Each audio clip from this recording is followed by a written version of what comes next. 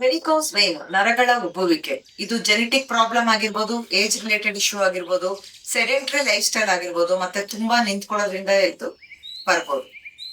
ಇದ್ರ ನಿವಾರಣೆಗೆ ಏನಪ್ಪಾ ಮಾಡ್ಬೇಕು ಅಂತ ಹೇಳಿದ್ರೆ ಕಾಫ್ ರೇಸಸ್ ಮಾಡ್ಬೇಕು. ಕಾಫ್ ನಮ್ಮನ್ನ ಸೆಕೆಂಡ್ ಹಾರ್ಟ್ ಅಂತ ಕರಿತೀವಿ.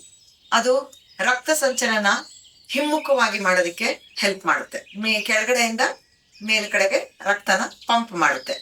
ಕಾಫ್ ರೇಸಸ್ ಹೇಗ್ ಮಾಡೋದು? ನೀವು ಈ ತರ ನಿಂತ್ಕೋಬೇಕು.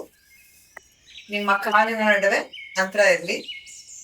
ನಿಮ್ಮ ಎರಡು ಕೈಗಳನ್ನು ಈ ತರ ಸೊಂಟದ ಮೇಲೆ ಇಟ್ಕೊಂಡು ಈ ತರ ಕಾಫ್ನ ರೇಸ್ ಮಾಡಿ.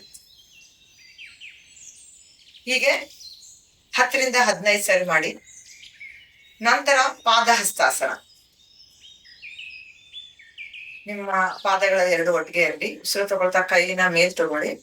ಉಸಿರು ಬಿಡ್ತಾ ನಿಮ್ಮ ಕೈಯನ್ನ ನೆಲದ ಮೇಲೆ ಈ ತರ ತಗೊಂಡ್ ಬನ್ನಿ. BP ಇಶ್ಯೂ ಇದ್ರೆ ಮಾಡಕ್ ಹೋಗ್ಬೇಡಿ. ಈ ತರ ಎಷ್ಟಾಗುತ್ತೋ ಅಷ್ಟು ತಗೊಂಡ್ ಬನ್ನಿ. ನಿಮ್ಮ ಕಾಫ್ ಅಲ್ಲಿ ಸ್ಟ್ರೆಚ್ ಆಗುತ್ತೆ, ಅದನ್ನ ಅಬ್ಸರ್ವ್ ಮಾಡಿ.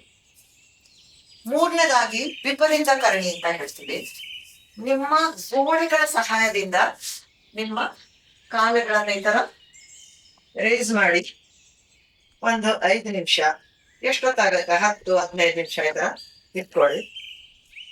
ಕೊನೆಯದಾಗಿ ಈ ತರ ನಿಮ್ಮ ಬೆನ್ನ ಮೇಲೆ ಮಲ್ಕೊಂಡು ಈ ತರ ಸೈಕ್ಲಿಂಗ್, ಇದರಿಂದ ರಕ್ತ ಸಂಚಲನ ಚೆನ್ನಾಗಾಗಿ.